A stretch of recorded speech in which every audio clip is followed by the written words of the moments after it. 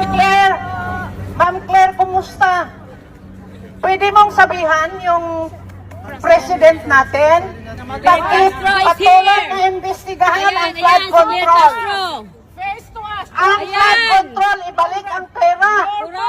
Binibili nyo na lahat ng mga congressman, mga senador, at ang mga justice system. Mahiyang laban kayo!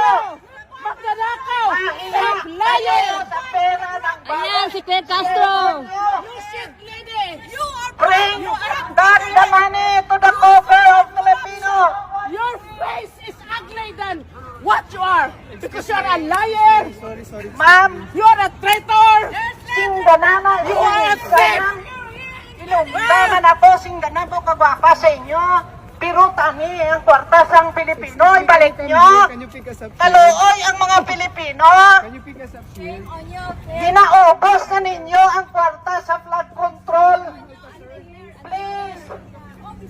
Please. Cry baby! What a cry baby! Please bring the money to the Filipino people. We have a big Nagpatulong ng flood pulis si control Claire Castro.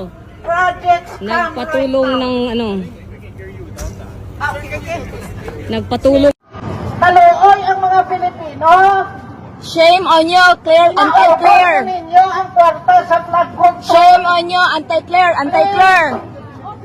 Please, Cry baby! What a cry baby! please bring the money to the Filipino people. We have a big flood control projects come right now.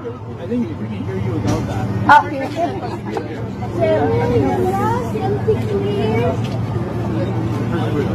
Kapal ng mukha!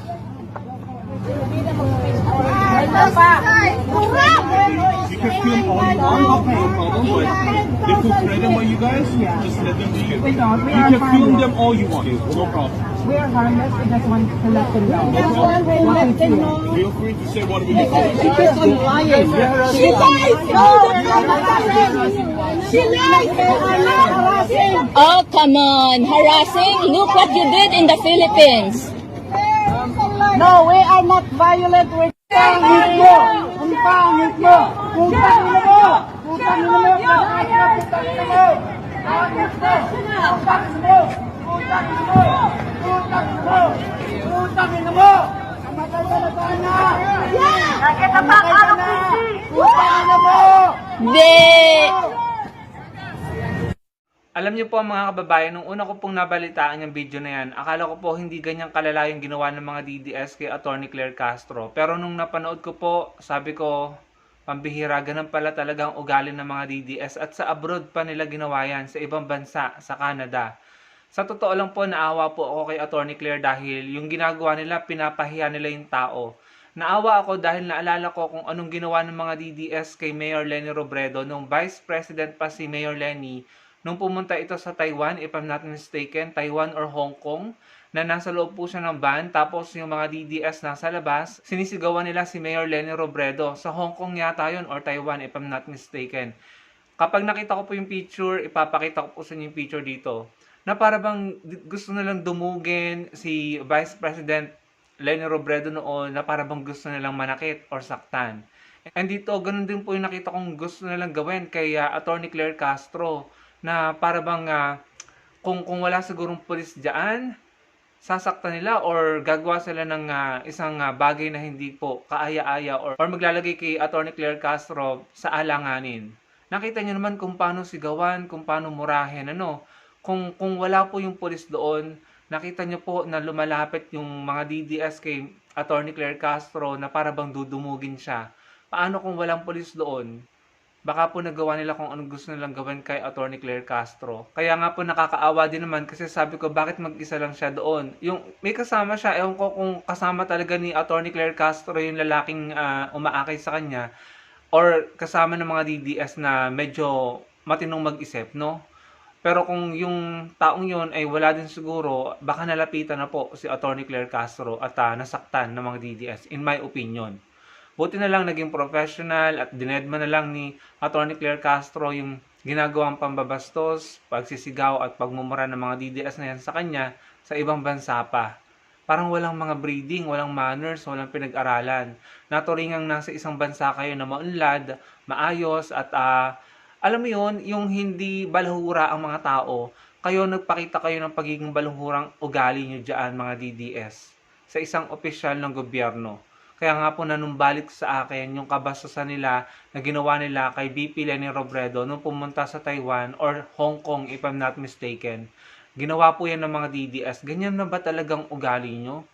Wala kayo sa lugar, lalapitan nyo, sisigawan nyo, meron pang amplifier na hawak yung isa or mikropono. Tapos yung lalaki dun sa bandang dulo ng video, mura ng mura, pinagmumura si Atty. Claire Castro. Ganyan yung natutunan nyo kay Duterte, ganyan yung na-adapt nyo. Ganyan yung na-absorb nyo na ugali kay Duterte. Na kapag hindi kayo nasusunod, kapag kayo ay may mga pansariling pinaglalaban at hindi natutupad, nagre-resort kayo sa kabastusan, sa ad hominem, at pagiging bayolente sa salita at sa gawa. Ganun ang nangyari kay Sara Duterte, di ba? Nagmura-mura siya, naging bayolente siya sa Zoom call, yung kumalat sa social media na naging article of impeachment laban sa kanya. Dahil nasusukol siya sa confidential fund, ayun, gumawa ng drama, nagalit-galitan, at nagmura-mura at inamin na meron siyang kinausap or kinuntratang kriminal para po ipaligpit si PBBM, si FL at saka si dating Speaker Martin Romualdez. So sa kanya din mismong bibig lumalabas yung pagiging bayolente ng ugali niya at ng utak niya. And ganyan din yung pinakita ng mga DDS sa Canada. Napakabastos, walang modo, walang breeding, mura ng mura. Pwede naman nilang kausapin ng maayos. Tsaka yung boundary ni Atty. Claire, yung privacy niya, yung security niya, gusto pang i-evade, no? Gustong sakupin ng mga DDS na ito. Wala talagang respeto. Ang pinagtataka ko mga kababayan, ba't wala tayong makakampi doon na sumama man lang sana kay Atty. Claire or nag-rally in support of PBBM? Bakit wala pong mga loyalists dyan? Bakit wala rin yung mga kakamping, no? Bakit hindi kayo nagpakita ng suporta naman? Para kahit papaano, meron tayong parang pang-depensa. Nasaan po? No? So, kapag sanang ganyan na may pupuntahan po ang Pangulo sa ibang bansa at alam natin na may nakaabang ng mga DDS na magrarally, sana umabang din tayo para kahit papaano maharangan natin sila or madepensahan natin kung kinakailangan. So, yun po yung isa sa napansin ko. Kaya naawa po ako kay Atty. Claire, no? Naniniwala ako na nakaramdam siya ng takot doon dahil mag-isa lang siya, babae pa siya. Tapos yung mama sa huli, mura pa ng mura. Wala pong modo, mga kababayan.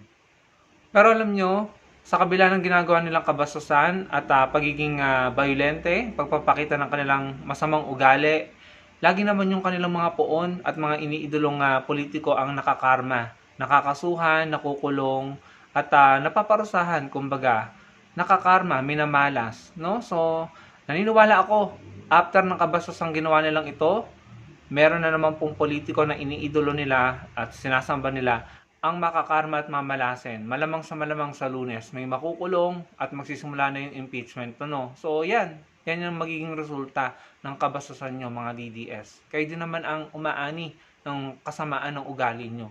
So yun lang mga kababayan, gusto ko lang po magbigay ng reaksyon sa pangit na ugaling ipinakita na iyan ng mga DDS. Sana huwag kayong ganyan. Nasa ibang bansa kayo, mga Pilipino kayo. Dala-dala nyo pa yung watawat ng Pilipinas habang pinapakita nyo yung masasamang ugali nyo. Hindi na kayo nahiya. Bigyan nyo naman kami ng kahihiyan. Hindi lang kayo mga Pilipino. Mas marami kami sa inyo. At huwag nyo kaming ipahiya sa ibang bansa. Yun lang. Maraming salamat po sa panonood.